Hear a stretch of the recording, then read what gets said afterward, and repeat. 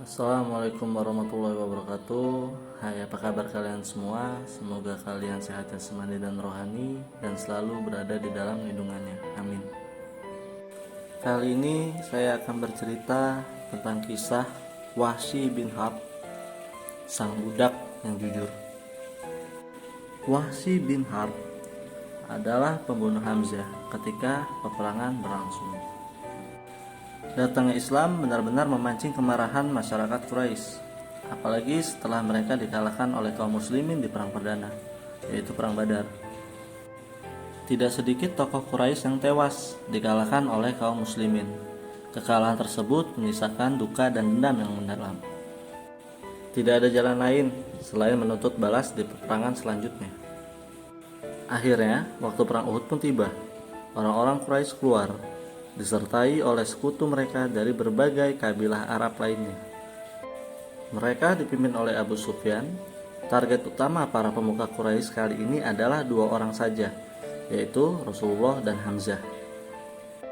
Memang benar, dari buah pembicaraan dan provokasi yang mereka gembor-gemborkan sebelum perang, dapat diketahui bahwa Hamzah berada pada urutan kedua sesudah Rasulullah sebagai sasaran dan target peperangan ini. Momen balas dendam inilah yang membuka jalan Wahsy menuju gerbang kebebasannya, karena sang majikan Zubair bin Mut'im akan memberinya imbalan yang sangat berharga, yakni membebaskannya jika ia berhasil membunuh Hamzah bin Abdul Muthalib, paman Rasulullah. Kala perang meletus, paman Zubair ini tewas di tengah medan perang dan ia ingin menuntut balas, sehingga ia berkata kepada Wahsy, "Berangkatlah bersama orang-orang itu. Jika kamu berhasil membunuh Hamzah, kamu bebas." Kemudian mereka bawa budak itu kepada Hindun binti Utbah, yakni istri Abu Sufyan, agar dihasut dan didesak untuk melaksanakan rencana yang mereka inginkan. Pada perang Badar, Hindun telah kehilangan ayahnya, pamannya, saudaranya, dan putranya. Ia mendengar berita bahwa Hamzah lah yang membunuh sebagian keluarganya itu dan yang menyebabkan terbunuhnya yang lain. Karena itu, tidak aneh bila di antara orang-orang Quraisy, baik laki-laki maupun perempuan, dialah yang paling getol menghasut orang untuk berperang. Tujuannya tidak lain hanyalah untuk mendapatkan kepala Hamzah, meskipun harus dibayar dengan harga berapapun. Berhari-hari lamanya sebelum peperangan dimulai, tidak ada sesuatu pun yang dilakukan oleh Hindun selain menghasut Wahsy, serta menumpahkan segala dendam dan kebenciannya kepada Hamzah dan merencanakan peran yang akan dimainkan oleh budak itu. Ia telah menjanjikan kepada budak itu, andainya ia berhasil membunuh Hamzah, ia akan memberikannya kekayaan dan perhiasan yang paling berharga yang dimiliki oleh wanita tersebut, sambil memegang anting-anting permata yang mahal serta kalung emas yang melilit lehernya dengan jari-jari yang penuh dengan kebencian. Dan dengan pandangan yang tajam, ia berbisik kepada Wahsy, "Jika kamu dapat membunuh Hamzah, semua ini menjadi milikmu." Air liur Wahsy pun mengalir mendengar itu. Angan-angannya terbang melayang dipenuhi rasa rindu dan ingin cepat bertemu dengan peperangan yang akan menyebabkan tombaknya mendapatkan mangsanya. Hingga ia tidak lagi menjadi budak, selain keinginan untuk segera memiliki barang-barang perhiasan yang selama ini menghiasi leher istri pimpinan dan putri tokoh Quraisy. Waktu peperangan pun tiba, maka sembari membawa tombaknya, Wahsy dengan semangat berangkat ke medan Uhud bersama pasukan Quraisy lainnya. Tujuannya bukan untuk membunuh musuh sebanyak-banyaknya, melainkan hanya satu yang menjadi incarannya, yaitu dengan membunuh Hamzah bin Abdul Muthalib, yang tak lain adalah paman Rasulullah. Hal ini dilakukannya adalah hanya untuk menemui kebebasannya sebagai manusia seutuhnya. Di saat sedang berlangsung, Wahsy terus menyelinap di tengah-tengah medan perang sambil mengintai paman Rasulullah. Di tengah-tengah semangat jihad Hamzah melawan pasukan musyrikin, Wahsy terus membidik Hamzah menunggu waktu yang tepat untuk melemparkan tombaknya.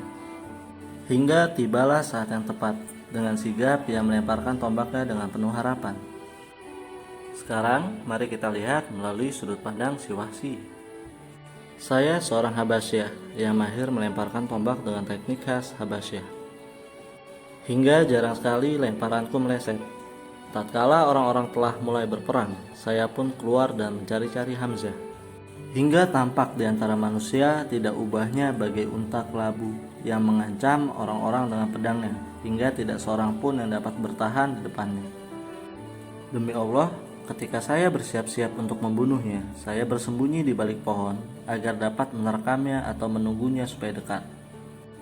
Tiba-tiba saya didahului oleh Siba bin Abdul Uzza yang tampil di hadapannya. Tatkala Hamzah melihat mukanya, ia pun berkata, "Mendekatlah ke sini, wahai anak tukang sunat." Sejurus kemudian Hamzah menebasnya dan tepat mengenai kepalanya. Ketika itu saya pun menggerakkan tombak dan mengambil ancang-ancang, hingga setelah terasa tepat, saya melemparkannya hingga mengenai pinggang bagian bawah dan tembus ke bagian depannya di antara kedua pahanya. Ia mencoba bangkit ke arahku, tetapi ia tidak berdaya lalu roboh dan meninggal. Saya datang mendekatinya dan mencabut tombakku, lalu kembali ke perkemahan dan duduk-duduk di sana, karena tidak ada lagi tugas dan keperluanku.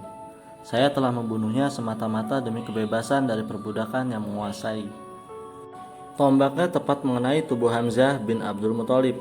Wahsy bin Harb berhasil membunuh paman tercinta Rasulullah. Di saat itu juga Hindun binti Utbah melampiaskan dendamnya.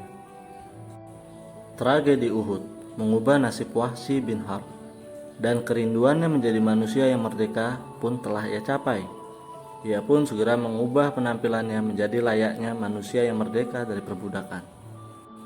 Namun bukannya sambutan baik yang ia terima, ia justru mendapatkan cemoohan dari masyarakat Quraisy.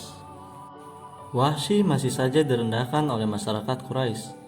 Perlakuan buruk yang ia terima tidak juga membuka hatinya untuk memeluk Islam. Padahal ia telah melihat kemerdekaan sejati pada diri Bilal bin Rabah, yang dulunya bernasib sama seperti dia. Namun ternyata agama yang dibawa oleh Muhammad semakin hari semakin berkembang, pengikutnya semakin hari semakin bertambah. Dan setiap kali agama Muhammad bertambah kuat, aku semakin dilanda kesusahan. Aku selalu merasakan ketakutan dan kecemasan dalam diriku. Aku terus merasakan hal tersebut, hingga akhirnya Rasulullah beserta pasukannya yang sangat banyak berhasil menaklukkan kota Mekah. Pada waktu itu, aku pergi melarikan diri untuk mencari aman di Thaif. Namun, ternyata lambat laun kebanyakan penduduk Thaif juga memeluk Islam. Mereka menyiapkan utusan mereka untuk bertemu dengan Nabi Muhammad serta mengikrarkan keislaman mereka. Aku semakin bertambah menyesal dan bertambah bingung. Dunia yang luas terasa sempit olehku. Semua jalan terasa buntu. Aku berkata dalam diriku, aku akan pergi ke Syam, ke Yaman, atau ke negeri-negeri lain. Demi Allah, ketika aku dalam kondisi yang sangat kesusahan seperti ini, tiba-tiba datang seseorang yang mau berbelas kasihan dan memberikan nasihat padaku. Orang tersebut berkata, "Celakalah kamu wahai Wahsy. Sungguh Muhammad tidak akan membunuh seseorang pun yang mau masuk ke dalam agamanya dan mau bersyahadat dengan benar." Setelah mendengar nasihatnya, seketika aku langsung keluar dan pergi menuju Madinah untuk mencari Nabi Muhammad. Ketika aku sampai di Madinah, aku mencari tahu keberadaan beliau, dan ternyata beliau berada di masjid. Aku pun memberanikan diri masuk ke dalam masjid dengan sangat takut dan khawatir. Aku pergi menghadapnya hingga aku berada di atas kepalanya. Aku mengatakan, "Aku bersaksi bahwa tiada Tuhan yang berhak disembah selain Allah, dan aku bersaksi bahwa Muhammad adalah hamba Allah dan Rasul-Nya."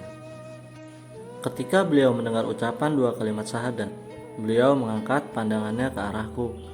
Ketika beliau mengetahui bahwa yang mengucapkan dua kalimat syahadat adalah diriku, beliau kembali menundukkan pandangan beliau.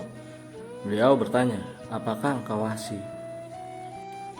Aku menjawab, "Betul wahai Rasulullah." Rasulullah berkata, "Duduklah dan ceritakanlah kepadaku bagaimana engkau membunuh Hamzah." Lalu aku duduk dan menceritakan peristiwa pembunuhan Hamzah kepada beliau. Ketika aku selesai menceritakannya, Rasulullah memalingkan wajahnya dariku seraya berkata, "Celakalah kamu wahai Wahsy, sembunyikanlah wajahmu dariku. Aku tidak akan melihat wajahmu lagi setelah hari ini." Sejak hari itulah aku selalu menghindarkan wajahku agar tidak sampai terlihat oleh Rasulullah.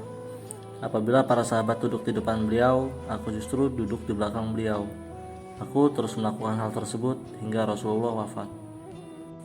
Wahsy melanjutkan ceritanya.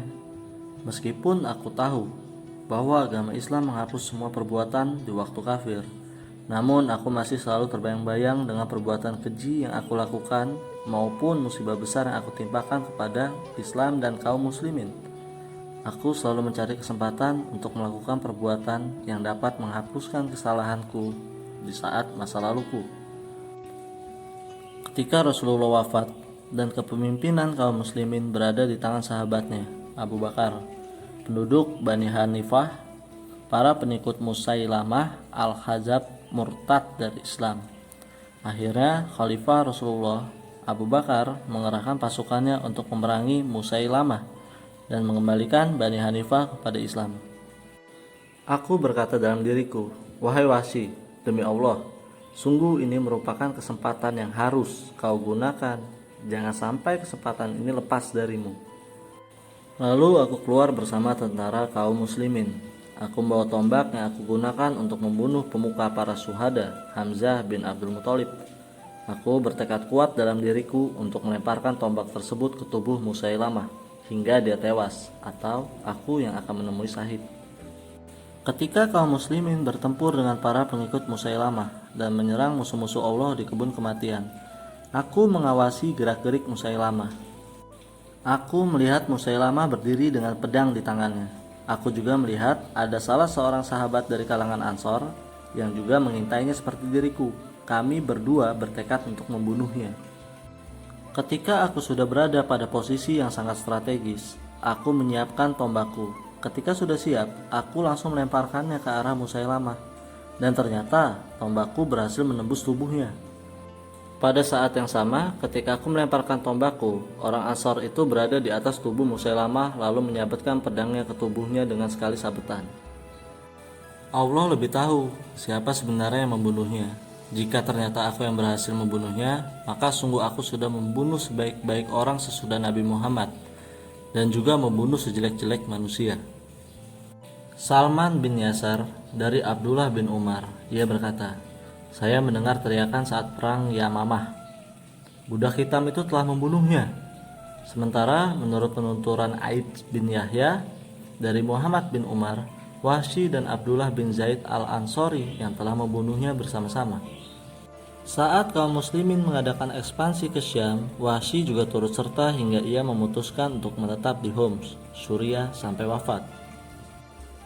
Ia dimakamkan di sana berdampingan dengan makam Sauban, pembantu Rasulullah Shallallahu Alaihi Wasallam.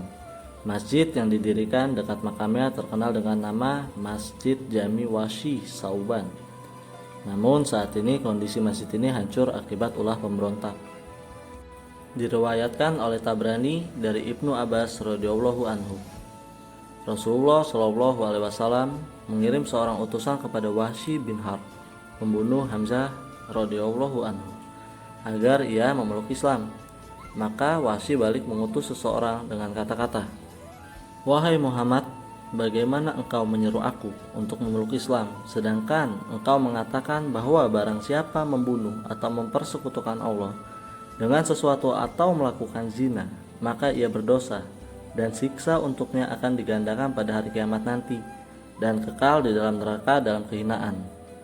Sedangkan aku telah melakukan perbuatan-perbuatan itu, apakah engkau menjumpai satu keringanan bagiku? Inilah yang menyebabkan Allah Subhanahu wa Ta'ala menurunkan wahyu.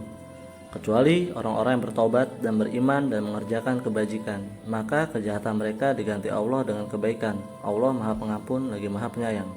Quran Surat Al-Furqan ayat ke-70. Wahsy berkata, wahai Muhammad, syarat ini sangat berat bagiku, yaitu aku harus bertaubat dan beriman serta melakukan amal soleh. Aku tidak sanggup melakukan hal-hal seperti itu. Peristiwa ini menyebabkan Allah Subhanahu wa Ta'ala menurunkan wahyu. Sesungguhnya Allah tidak akan mengampuni dosa syirik, dan Dia mengetahui segala dosa yang selain dari syirik itu bagi siapa yang Dia kehendakinya. Quran Surat An-Nisa ayat 48. Wahsy berkata lagi, wahai Rasulullah, aku melihat ampunan itu tergantung kepada kehendak Allah. Aku tidak mengetahui apakah Allah mengampuni aku atau tidak. Adakah yang lain?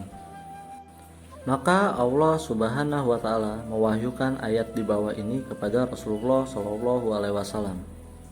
Katakanlah, wahai hamba-hambaku yang melampaui batas terhadap diri mereka sendiri, janganlah kamu berputus asa dari rahmat Allah. Sesungguhnya Allah mengampuni dosa-dosa semuanya. Sungguh, Dialah Maha Pengampun lagi Maha Penyayang. Quran Surat Az-Zumar ayat ke-53. Wahsy pun berkata lagi, wahai Muhammad, syarat ini mudah bagiku. Maka ia pun memeluk Islam. Para sahabat yang berada di sekitar itu berkata, wahai Rasulullah, sesungguhnya kami telah melakukan perbuatan yang dilakukan oleh Wahsy. Diriwayatkan oleh Bukhari dari Ibnu Abbas radhiyallahu anhu, katanya, sesungguhnya orang-orang yang berasal dari kaum musyrik, dulu mereka telah membunuh dan banyak melakukannya. Begitu juga mereka telah berzina dan banyak melakukannya. Kemudian mereka menemui Rasulullah Shallallahu alaihi wasallam dan berkata, sesungguhnya segala yang telah engkau katakan dan engkau dakwahkan adalah ajaran yang sangat bagus. Kalau saja engkau memberitahu kami bahwa ada penebus untuk segala dosa yang kami lakukan selama ini. Maka Allah Subhanahu wa taala telah menurunkan ayat sebagai berikut. Dan orang-orang yang tidak mempersekutukan Allah dengan sembahan lain dan tidak membunuh orang yang diharamkan Allah kecuali dengan alasan yang benar dan tidak berzina. Quran Surat Al-Furqan ayat ke-68.